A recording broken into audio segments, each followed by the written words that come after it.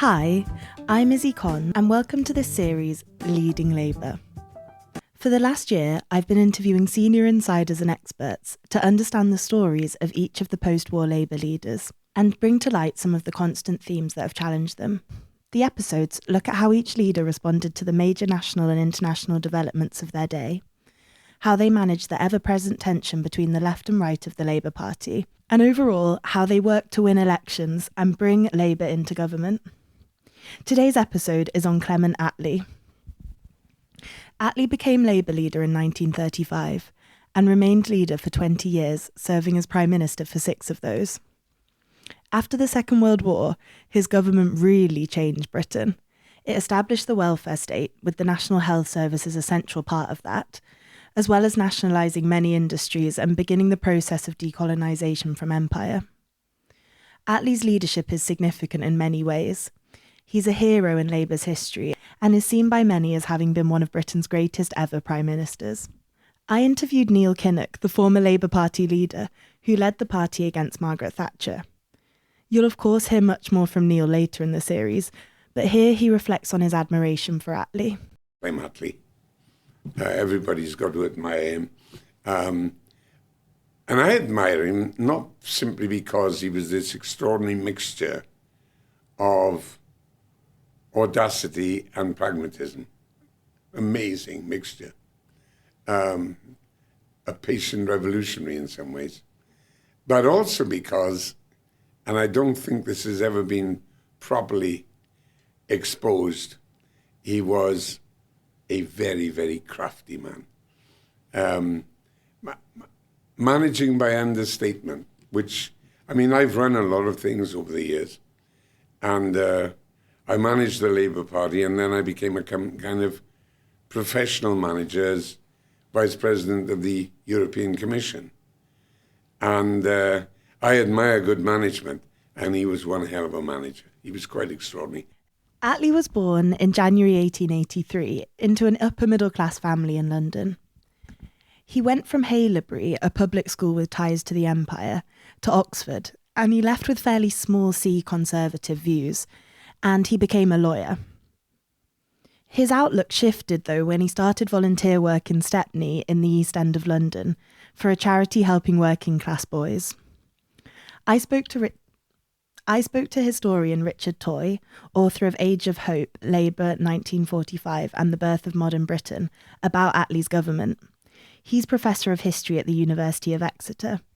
Here he is on Attlee's background. So that he was a fairly sort of conventional middle-class person who became converted to socialism by seeing the conditions in the East End and in a very sort of unpretentious and unself-serving way, working with poor, underprivileged people in the East End of London.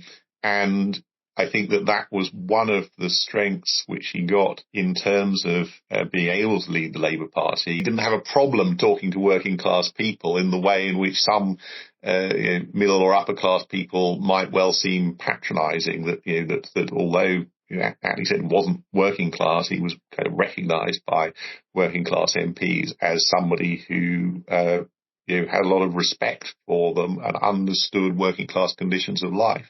I also spoke to John Bew, author of the landmark biography of Attlee, Citizen Clem, which won the Orwell Prize in 2017.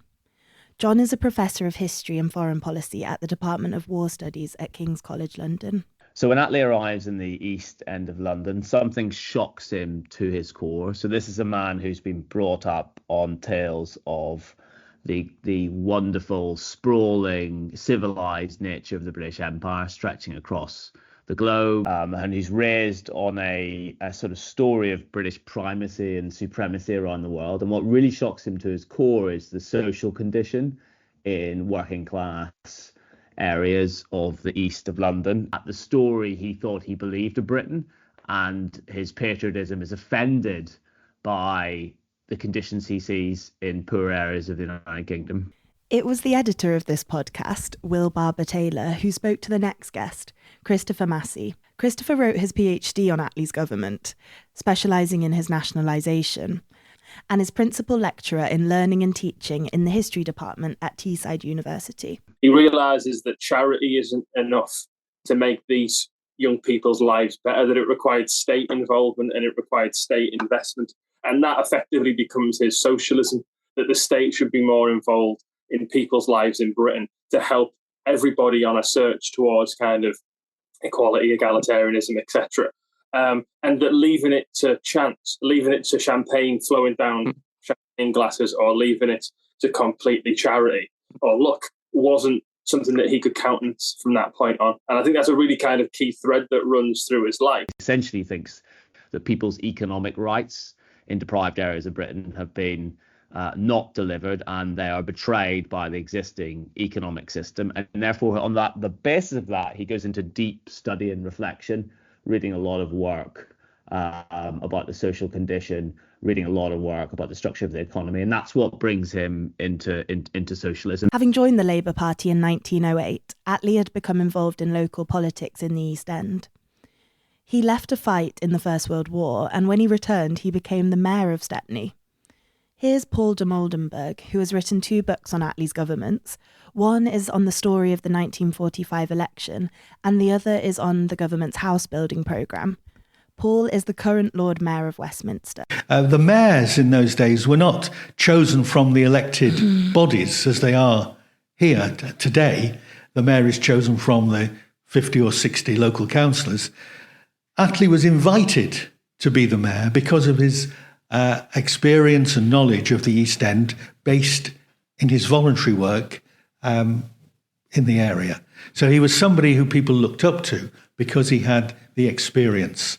Becoming an MP was a pretty logical next step at the time when Labour was on the up. I mean, 1922 was a big breakthrough election in that was the time that Labour became the main official opposition for the first time, and then managed to actually form a government, a minority government in 1924, which gave Attlee his first experience of ministerial office at the War Office. Attlee became Labour's deputy leader in 1931, which put him in a strong position to take over as leader in 1935.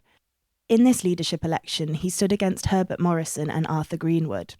Here's Richard Toye again. Became leader largely by accident. In 1931, the Labour Party was reduced to fewer than 50 MPs at the general election. Attlee was one of 3 former ministers who had kept his seat.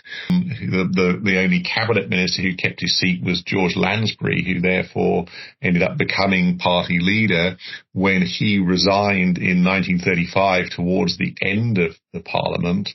Then Attlee sort of took over and fought the general election that was then coming. And that put him in a good position relative to Arthur Greenwood and Herbert Morrison, who were then elected to Parliament in 1935. Herbert Morrison had been defeated in 1931. He got back in 1935 and thought his experience and knowledge would enable him to take over the leadership. Mm-hmm. But Attlee, who was deputy leader previously, stood, and there were enough people who had knowledge of it, experience, that they supported him over Morrison. Morrison never forgave him for that. They had a history going back many years, but that was a particular slight that Morrison never forgave Attlee for. The core of the Labour MPs knew Attlee really well because he'd been deputy leader for the last 4 years, and the others in various ways slightly misplayed their hands. So, I mean, he was probably really seen as being a bit of a stopgap at that time, but somebody who had got great experience in Parliament of standing up and speaking on practically every issue that came up, because there just weren't enough MPs to actually take the strain. So Attlee became Labour leader during the very tense interwar years. And by 1933, Hitler had become the Chancellor of Germany, and tensions were obviously really rising internationally.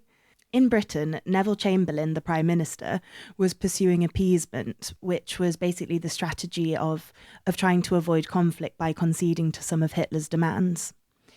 Attlee strongly opposed appeasement, and in Parliament he called it an abject surrender to the dictators and warned that it would sooner or later lead to war. The Second World War began when Hitler invaded Poland on the 1st of September 1939, and Britain declared war on Germany 2 days later. Chamberlain's support collapsed. By May 1940, Chamberlain asked Attlee and Arthur Greenwood for Labour to join a wartime coalition. Attlee refused, but he said he would join a coalition if it was led by either Lord Halifax or Winston Churchill. Here's Richard Toye. Chamberlain had sort of given an invitation to Labour to sort of join a coalition, but I think he certainly fairly half-hearted invitation, and certainly the Labour leaders really disliked Chamberlain as much as he disliked them, and by contrast, they would have been willing to work either with Lord Halifax, who was the Foreign Secretary, or with Churchill, who was the first Lord of the Admiralty.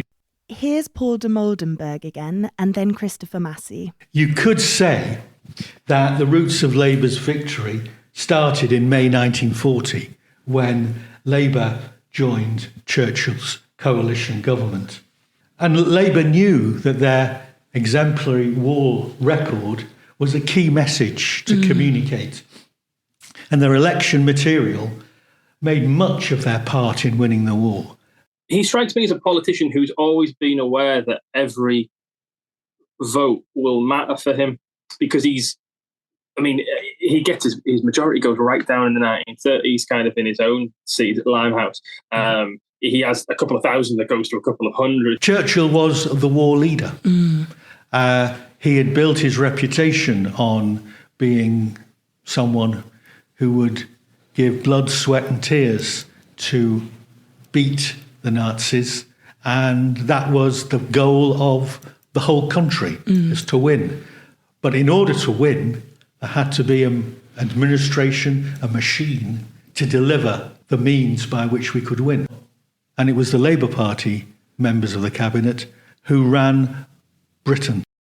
Churchill appointed Attlee as Deputy Prime Minister, overseeing how everything was going in Britain, with Ernest Bevin as Minister of Labour and National Service, and Herbert Morrison at the Home Office, alongside other Conservative and Labour ministers.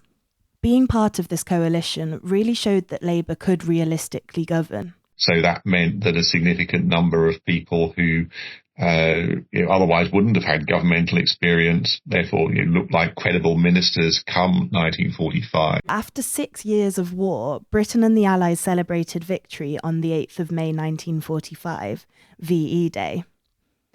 There hadn't been a general election since 1935, and soon after Attlee wrote to Churchill, making clear his and the Labour Party's wish to return to political independence. Churchill called an election for Thursday, the 5th of July, 1945. A really interesting election. And it was kicked off with fireworks. On the 4th of June, 1945, Churchill made his first radio broadcast and made the accusation that if Labour came to power, they would need a Gestapo in order to manage the government and manage the people. And that was incendiary. I mean, the next night it was Attlee's turn. And of course, whatever he'd written, he had to rewrite, which he did. And he said he was thought that Mr. Churchill was very good to explain last night the difference between Mr. Churchill as a war leader and Mr. Churchill as a politician. And his measured response to Churchill's smear was very well received. Labour's message at the 1945 election was really simple. And the message was essentially radical patriotism, which would translate the efforts of winning the war into delivering a better society in peacetime. James Callaghan, who was a a candidate in Cardiff in 1945. His slogan was, "We built the Spitfires, now let's build the houses." The Conservatives, led by Churchill, generally felt that their wartime record would carry them to victory. Here's Paul Dimoldenberg again, and then Richard Toye. What I wanted to believe was that people would vote for Mr. Churchill because Mr. Churchill had delivered victory. And it was not a bad assumption to make. However, it misread the mood of the country and the mood of the people. It was pretty difficult in 1945 to tell which way things were going to go, because although there had been opinion polls, Gallup polls since 1943, which showed that Labour was ahead, people weren't really used to polls, didn't really think they would necessarily be reliable, and they were published in the News Chronicle newspaper and were kind of rather buried. It wasn't big headline news. So even Churchill wasn't actually aware of these polls until after the election had taken place. New voters were coming onto the register. Long time period since there had been elections meant there hadn't really been a sort of a big test of public opinion. But of course there had been lots of by-elections. During the war, there had been many, many by-elections, 141 in total. And that they had often gone to radical independent candidates because there was a so-called electoral truce, which meant that when an MP died or left their seat for any other reason, then the main parties would essentially allow the party which had previously held that seat to carry on, and just wouldn't contest that by-election. So yeah, during the war, a socialist party called the Commonwealth Party emerged to contest by-elections. They basically filled the gap by providing a new party on the left that people could vote for while Labour was part of this coalition. Members of this party won 5 of the by-elections, and their success revealed a growing public frustration with the Conservatives. Here's Paul Dimoldenberg. In 1945, all of the 7 by-elections were contested. And again, it showed that people were not happy with the Conservatives. Labour's manifesto was called Let Us Face the Future. This is a section, a very short section, which I think encompasses what Labour manifesto was about. Yeah. And it said, "The nation wants food, work and homes. It wants more than that. It wants good food in plenty, useful work for all, and comfortable, labour-saving homes that take full advantage of the resources of modern science and productive industry. It wants a high and rising standard of living, security for all against a rainy day, an educational system that will give every boy and girl a chance to develop their best that is in them." Voters went to the polls on Thursday the 5th of July, and 3 weeks of suspense followed. Fawcet's votes had to be brought back by ship and plane to Britain to be counted. And so that took 3 weeks. For the first time, there was a hiatus between the election day and the election count. Nobody, except a few, expected Labour to be triumphant. The results on the 26th of July were total shock to the vast majority of people, including leading Labour politicians. Attlee had done it, and Labour won by a landslide. With 48% of the vote, they secured a massive 146-seat majority. The Tory seats dropped completely from 387 to just 197. Dancing in the street. It was amazing in terms of the Labour seats that were won. They didn't expect to win.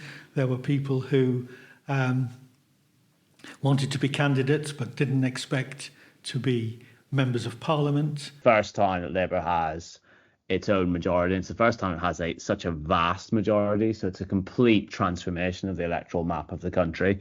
And within that, there's a sort of sense of fulfilment of the Labour movement. So the sense in which the movement has arrived at the pinnacle of power at an absolutely critical time when the British state and the social contract is going to be remade after the Second World War. It is kind of the crowning moment in the course of the 20th century. I mean, Churchill's problem was that, bluntly, he was the leader of a Conservative Party which was perceived to have failed on appeasement. So nobody thought that Churchill had sort of screwed up with respect to appeasement, because of course he hadn't been in the government in the 1930s, but huge numbers of his MPs in 1945 were also the people who had voted in favour of the Munich Agreement. He made a very conscious decision, really, to try and distance himself from the Conservative Party. The word Conservative doesn't appear in the 1945 Conservative Manifesto, but it's not enough. They were much more receptive to the Labour Party, who was saying, let us face the future is the title of the Labour Manifesto. He thought it was more important to get on with winning the war. And so the things which he did say about social reform just kind of didn't really land with the public. Although Attlee's victory was emphatic, his new government faced very challenging times, not least economically, as the country and the world needed to rebuild from war. Within a few months of taking office, Labour, the source of Labour finance for the country had disappeared. Attlee then sent John Maynard Keynes, who was the economic guru of the time, over to America to negotiate a New Deal, which he did in the autumn of 1945, a deal which gave Britain a lifeline, but the terms were very strict, and so it created problems further down the line in 1947-48, when the loans had to be repaid at a higher rate. So that was storing up trouble for later in the Labour government. Attlee had appointed his cabinet. Stafford Cripps as the Chancellor, Hugh Dalton on the regional development, Ellen Wilkinson, before her untimely death in 1947, had implemented the 1944 Education Act, so new schools were built and the school leaving age to 15, so lots more children got an education for longer. So all those people, they were a team. Here's historian Edmund Fawcet, author of Conservatism, The Fight for Tradition. He tells us how Attlee was viewed from the Conservative benches. Publicly, they viewed him as a dangerous socialist. But privately, if they were being honest, with envy and respect. I mean, let's not forget, May 1940, Attlee and Arthur Greenwood were asked, Chamberlain realised he'd lost the confidence of the Commons. Britain was at war. He asked Attlee and Arthur Greenwood, leaders of the Labour Party, if they would come in with a coalition. Attlee would not work with Chamberlain. That opened the path to Churchill. That was one. And two, as we've mentioned, Attlee actually ran the war domestically. So, I mean, Tories who knew anything about office, and they're smart people, they recognised they owed Attlee a lot. John Bew runs us through the other difficulties facing Attlee's government. One of which is the fact that Lend-Lease is terminated. This is the sharing agreement whereby the US is essentially propping up the British war effort over this period of time. Is terminated with only a moment's notice. Attlee says the taps have been turned off. Then dark clouds begin to emerge on the horizon. Nazism has been defeated, but there's great anxiety about the expanded power of the Soviet Union, the fact that Soviet troops are sitting across Central Europe. Britain and America, and Britain in particular, doesn't want to, having fought a war against one form of hegemony in Europe, face a new form of hegemony in Europe, a new hostile ideology, even though Britain's operated and worked very closely with the Soviet Union in the course of the Second World War. So there's a deep uneasiness almost immediately, as the as the Cold War begins to crystallize, the generation that now has seen two catastrophic world wars. But there's also deep anxiety about how to navigate the new international order, what friends and partners will do, including the United States. Now, let's take a really close look at the changes that this government introduced that made the 1945 election a turning point in British history. One of the most significant was clearly the creation of the welfare state. In 1942, Liberal economist William Beveridge had published the Beveridge Report. This was a report which recommended ways to tackle what he called the 5 giant evils, which were want, disease, ignorance, squalor, and idleness. Attlee adopted it as Labour policy, believing it was the best way to provide security for British citizens and prevent the kind of poverty he'd witnessed in Stepney. Attlee later reflected, "We had not been elected to patch up an old system, but to make something new." The welfare state was officially introduced in 1948, and it was funded by a new tax, national insurance. The creation of a universal notion of social insurance. It's to provide social insurance and national insurance for people who, no matter where they come from in society, will be protected and preserved by the state in terms of maintaining a basic standard of living. And that, in some ways, is more important than the creation of the National Health Service, because it goes back to one of the founding principles of the Labour Party. The second thing that's really important in this period of time for the welfare reforms is it's not simply for the poor. There's the welfare state, the National Health Service, the national insurance provisions, social insurance, old age pensions are universal. They're based on a principle of universality, so they're for all citizens. Attlee made Aneurin Bevan Health Secretary. Bevan came from the left of the party and hadn't been in government during the war, unlike many of his cabinet colleagues. He was central to bringing in the NHS. He lets Nye Bevan get on with the job of creating the NHS, and he supports him at those critical moments as well, but he's aware that he's got a kind of creative force, a tricky force, a bit of an egotistical force, and one who's not particularly invested in Clement Attlee himself. But again, he gives him enough rope to get on with things. So that's a particular leadership strength. Let's hear from historian Andrew Seaton. Andrew is an expert on the history of the NHS and is the author of Our NHS, A Story of Britain's Best-Loved Institution. The NHS is figured as part of that welfare state. Now, it's important at that point to kind of point out that there were welfare services in existence before that point. Sometimes we have this idea of the Attlee government as the kind of birth of the welfare state. Again, that's not quite true, although it did certainly create a kind of universal welfare state in itself, obviously a very considerable achievement. Original aim of the NHS is in many ways what we might expect, in that this was an ambition to kind of create a public, nationalised, coordinated health service that would kind of bring all of the branches of medicine together, from hospitals to GP services to public health, put it all under one system, and to provide that medical care, the best that Britain's medical care had to offer, to everyone free of charge. In many ways, the NHS and Attlee's other reforms were only really possible because of the level of state planning and nationalisation that had already been introduced during the war. The NHS was part of planning, like state planning.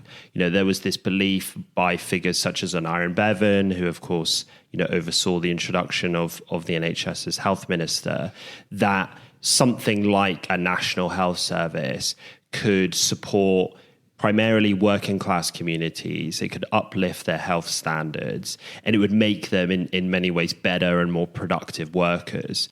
And given the kind of balance of payments problems that the British government was facing after the Second World War, having a healthy workforce was seen as crucial. NHS was also seen as having benefits for Britain's population size. So from the mid-19th century up to the 1940s, the average number of children that families were having was going down and down, from something like 6 in the mid-19th century to like 2 by the 1930s. And this was causing a lot of anxiety about what a future Britain might look like. Would there be enough people to defend it or work in factories or whatever it might be? And the argument went on the left. People like Dr. Edith Summerskill, who I talk about in my book, who is an advocate of the National Health Service. To her, establishing a public, free National Health Service would encourage people to have children again. For her, it was very much an issue of poverty and lack of money, why people weren't having kids. Something like an NHS could solve that problem. And so there was this kind of combination of aspirations for the NHS. The Conservatives definitely would have continued some health reforms, but the NHS as we now know it, with its wide reach and scope, was a creation of Labour. The Conservative Health Minister, Henry Willink, had been negotiating with doctors, but essentially the form that the NHS ended up taking was very much influenced by Aneurin Bevan as Minister of Health after 1945, essentially taking the decision, much bolder decision, to actually nationalise the hospitals. Conservative government would undoubtedly have continued some kind of health reform, but not in the bold way that Bevan actually did, leading up to its launch in 1948. It might seem self-evident to us, like, why wouldn't you want a National Health Service? Why wouldn't people want that? But actually, a fair number of people across the social spectrum had misgivings about what the NHS would mean and what it would look like. And they needed to kind of address those concerns through promotion and public relations. So that was also very much part of the setting up of the NHS as a system. Next, read by an actor, is a speech made by Bevan on the second reading of the National Health Service Bill in the House of Commons. In this speech, you can really hear the passion and purpose behind creating the NHS. The first reason why a health scheme of this sort is necessary at all is because it has been the firm conclusion of all parties that money ought not to be permitted to stand in the way of obtaining an efficient health service. Although it is true that the National Health Insurance System provides a general practitioner service and caters for something like 21 million of the population, the rest of the population have to pay whenever they desire the services of a doctor. It is cardinal to a proper health organisation that a person ought not to be financially deterred from seeking medical assistance at the earliest possible stage. And here now, Bevan does deserve an immense degree of credit, and Attlee is not a visionary, he's an enabler for Bevan. Here's Andrew. My view is that the National Health Service is a distinct achievement of the political left in this country. And I say that because if you compare it to many other parts of the universal welfare state that came about after the Second World War, let's take the example of mass council housing. Those things fell away in the 80s and the 90s. The NHS, for all its trials and all its tribulations and all its problems, is a thing that expanded after the 80s and 90s, actually.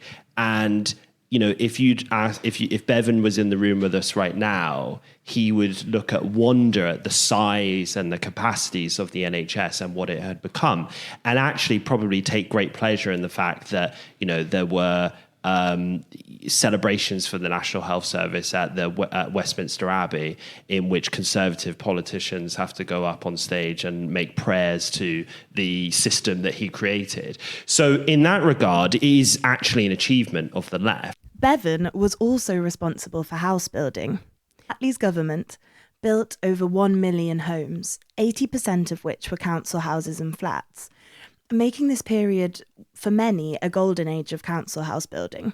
This was a huge achievement, and it met urgent needs in areas devastated by wartime bombing, and even in areas that, despite not being affected by bombing, just hadn't been updated in a really long time. There were some that said you should have a national house building department, and they would build all the houses. Bevan said, no, I want there to be a local house building programme, because we'll use the strengths of the local authorities, many of whom had been building homes during the 30s. And he wanted homes and the design of homes to reflect local areas, to use local stone. He wanted people to have local architects design. And so he gave each local authority the right to build and the ability to build and the finance to build. That meant in some places there was some excellent council housing, and in others they were not good. In this period, many new towns were established across England under the New Towns Act 1946. These towns included places like Stevenage, Crawley, Hemel Hempstead and Basildon, and housed thousands of the new homes built under Bevan's watch. In 2024, the 32 new towns that the Act made way for were now home to over 2.4 million people. During the late 1940s, there was a national drive for more house building. So no matter where you were in the country, the local authority had a desire to build council houses. So in lots of rural places, lots of places that were still run by the Conservatives, they all wanted to lay their mark by the quality of the council housing they built. So if you go around the country, you'll see houses from the 1940s, 1945, 1950s, that really stand out architecturally as well. Bevan was deeply committed to decent housing. Back in the early 1930s, as a Welsh councillor, he'd seen firsthand the misery that was caused by cold, overcrowded homes. And as Health and Housing Minister jointly, he believed that good housing was key to better health. Bevan also wanted to improve the quality of council houses as well. He increased the size of the average council house. The average 2-3 bedroom council house increased in size from 860 square feet in the pre-war period to over 1,000 square feet in 1951. And some of them had 2 toilets. He was very keen on promoting 2 toilets because he believed that when the man of the house came home after a full day's work, often labouring somewhere to go and have a bath, but that didn't mean that the mother and children couldn't use a toilet. So he put 2 toilets in, 2 bathrooms in. He thought that was a very practical and sensible way to do it. Another really key aspect to the changes that Attlee brought in was the nationalisation of many key industries, including the coal industry, the electricity industry, the railways, and the iron and steel industries. All of this nationalisation left 1 in 10 British people working for nationalised industries. Attlee said that nationalisation was not an end in itself, but an essential element in achieving what the government had set out to achieve, which he said was the creation of a society based on social justice. Along with the welfare state, this new mixed economy with a large role for state ownership became the foundation of the post-war consensus. While historians still debate whether there was a consensus, it's generally seen as a broad agreement between Labour and the Conservatives on key social and economic policies that lasted all the way up until Margaret Thatcher came to power in 1979. And this consensus, however much you agree with it, was all underpinned by the Attlee government. We've looked at some of the vast domestic changes that this government brought in, but as John said, the international picture was critical following the end of the war. Ernest Bevin, the other Bevin in the cabinet, as Foreign Secretary, was integral to the formation of NATO, the North Atlantic Treaty Organisation, which was basically a military agreement which meant that every member state would be kept safe by the others looking out for them. The treaty was signed in 1949 by 12 original founding member states. Stephen Wall, a former really senior British diplomat and author of many books on Britain's relationship with Europe, joins us to discuss Bevin's legacy with NATO. That was Bevin's kind of life work as Foreign Secretary. And I think one of the things to have to bear in mind is that Bevin was a sick man throughout this period and, of course, died. But that was his focus, really kind of binding the Americans in and also binding the Europeans in to a treaty of mutual defence. And I think it has to be said that, you know, as a monument to Bevin and his farsightedness, it's a great monument. It was a great achievement. Another key international decision at this time was Britain's decision not to join the beginnings of the group that would go on to become the European Union. It was initially called the European Coal and Steel Community.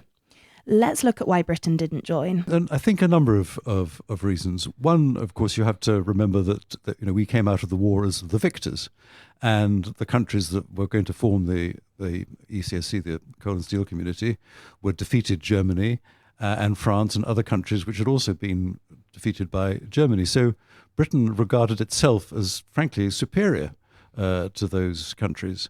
And the focus of the Labour government post-war in terms of foreign policy was very much on the transatlantic relationship and the establishment of what became NATO in particular. There was also a lot of suspicion of the idea of anything that was sort of quasi-federal and supranational. Churchill, interestingly, obviously leader of the opposition at the time, argued in favour of taking part in the discussions, but Attlee and Bevan weren't up for that. The British did attend the initial talks, though they did not participate in them. My late father-in-law, who'd been in the army in the war, was on his first foreign posting in the embassy in Rome at the time. And his ambassador received instructions from the Foreign Office to call on the Italian foreign minister to try and dissuade the Italians from joining the coal and steel community. And my father-in-law went along as the note-taker, and the ambassador made his pitch. And Count Sforza, the Italian foreign minister, leaned back in his chair and said, "My dear ambassador, there are times at the opera where you should enjoy the music and forget about the words." And in a sense, that sums up not just them, but forever, really, the difference in attitudes. We focused too much, perhaps, on the words, the small print, and didn't really see the overall kind of global picture. It's often said that if Britain had joined what became the EU at this point, we might never have seen Brexit or the long history of British Euroscepticism. But as Stephen tells us, not joining wasn't seen as a huge decision at the time. There's an interesting book called The Price of Victory, called by Michael Charlton, a Panorama journalist, where he interviewed lots of the people, politicians and officials who'd been around at that time. And the extent to which this wasn't really on people's radar in a big way comes through very, very, very clearly. There were other, more important things to think about. A really important aspect of Labour's foreign policy at the time was the Empire. Attlee oversaw the beginning of the transition from Empire to Commonwealth, beginning with Indian independence. Asked on his 80th birthday what had been his greatest achievement in public life, Attlee said, "Some say India. Others say the fact I was able to enter coalition government in 1940 and come out again in 1945 without a loss." In hindsight, the way Britain left India and the lasting divisions it caused is viewed much more critically by historians today. Charlotte Lydia Riley, the author of Imperial Ireland, A History of Empire in Modern Britain, tells us about the Attlee government's approach to Britain's imperial policy. The Labour Party is often assumed to be very anti-empire, and actually in the 1940s when Labour is elected, there's some panic that Labour will immediately dissolve the empire. There's a nice cartoon from 1948 with these two old gentlemen in a gentleman's club, and one of them says, and it's just after the cricket player Brian Close has been selected to play against New Zealand, and he's only 18, and it's just oh my God, he's very young. And there's these two guys in the gentleman's club, and one of them says, "Babes in arms playing for England, and Attlee in charge of the empire." I don't know what the world is coming to. And there's it's quite a trope. This what are the Labour Party going to do? And Attlee's dealing with a variety of things. So India is made independent, obviously, under the Attlee government, and that's the culmination of decades of Indian anti-colonial activism, and it's kind of on a timetable that's kind of set out during the Second World War, and Stafford Cripps is very instrumental in kind of negotiating that. I think sometimes this is taught.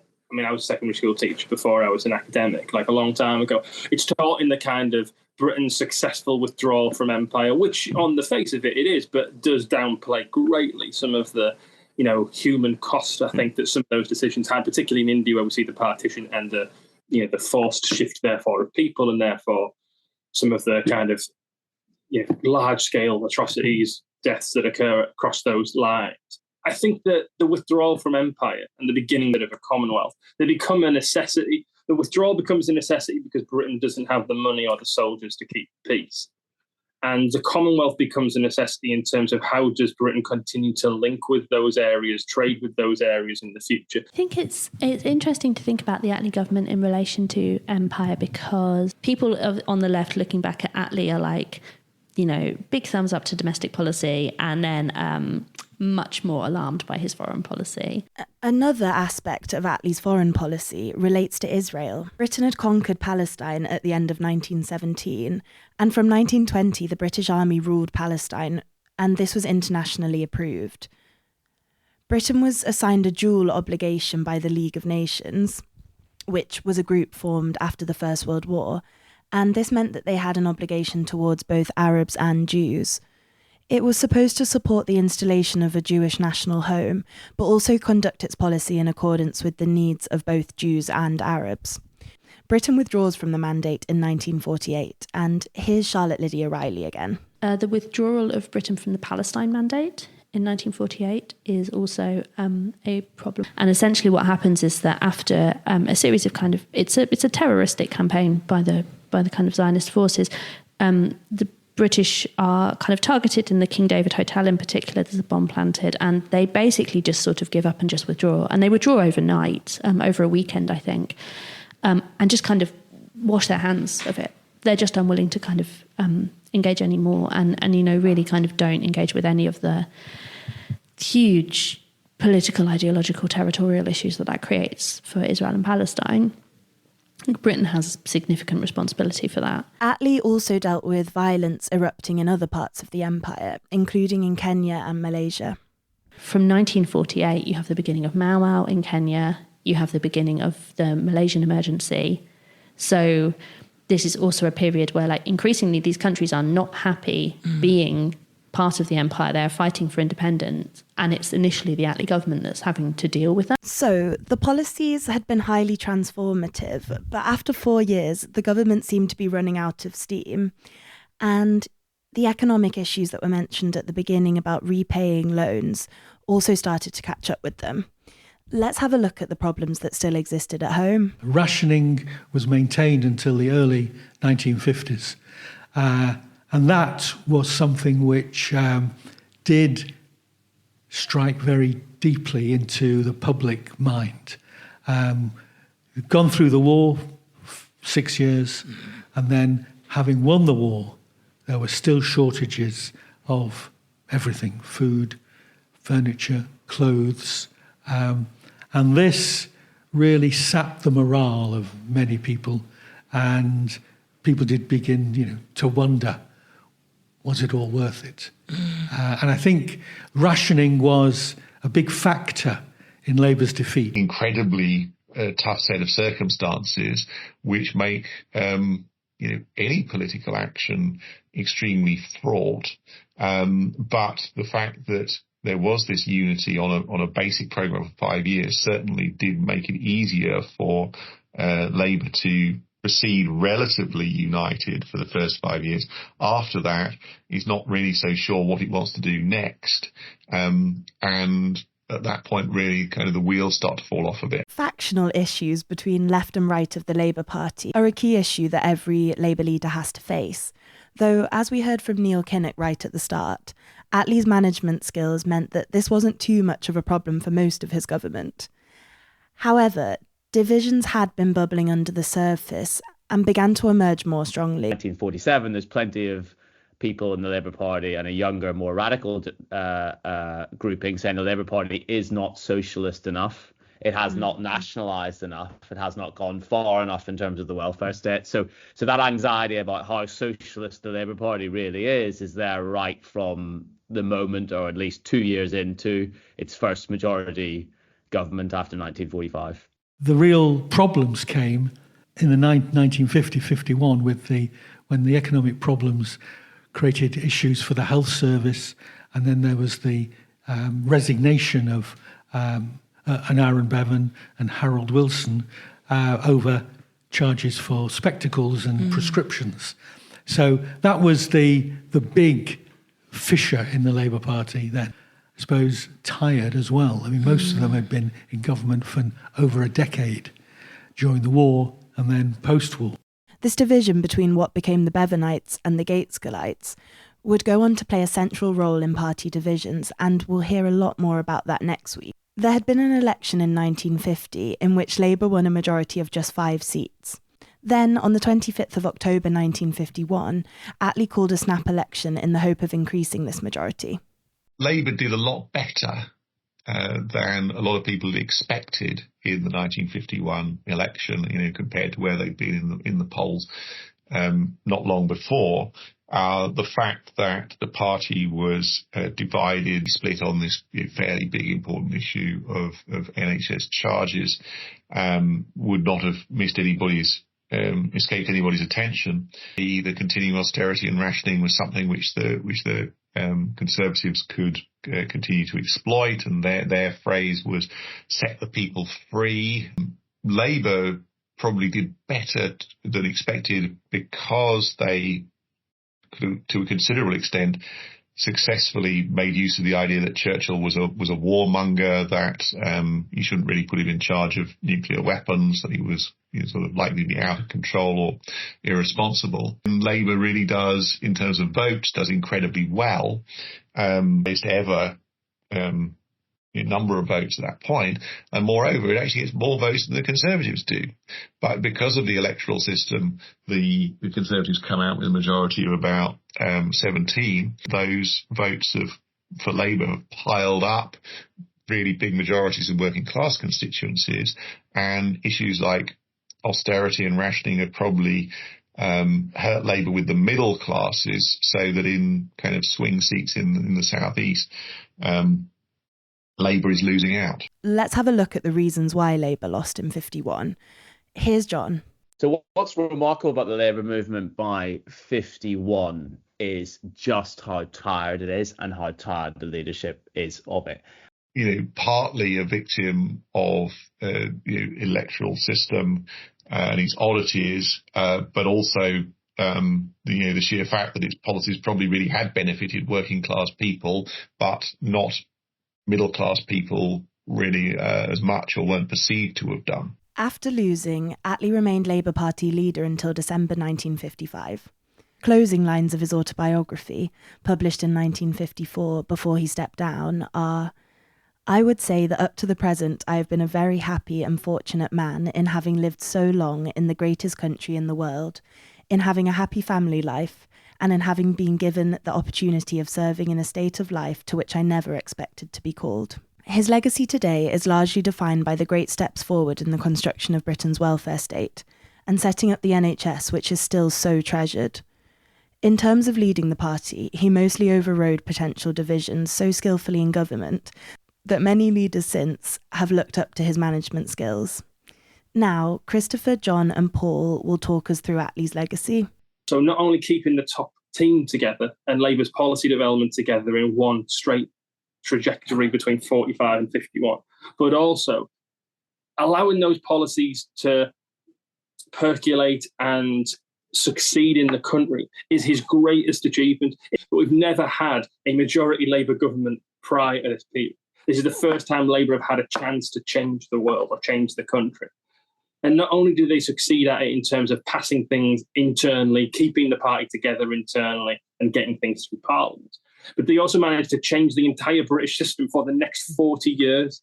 These things are so successful and so popular that outside of iron and steel nationalisation and a smidgen of road haulage, the Tories don't touch this. I mean, he is not unambitious. To hold the leadership of the Labour Party for 20 years is kind of remarkable achievement. It's the crowning moment in the story of the Labour Party. He's left a very positive blueprint, both in what he did, how he operated, and the style of government that provides a model for any left-of-centre leader.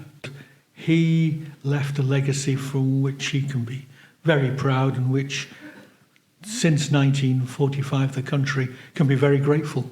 Thanks so much for listening to this Leading Labour episode on Clement Attlee.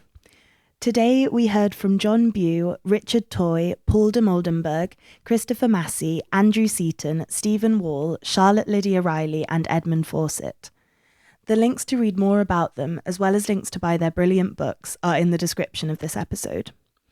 Next week will be on Attlee's successor, Hugh Gateskill, so please subscribe so you don't miss out on any future episodes. This episode was researched, presented and produced by me, Izzy Conn. Special thanks to Will Barber-Taylor for editing and for additional research, and Mouse Terry for the artwork on this episode. Music is by Rickard Fromm.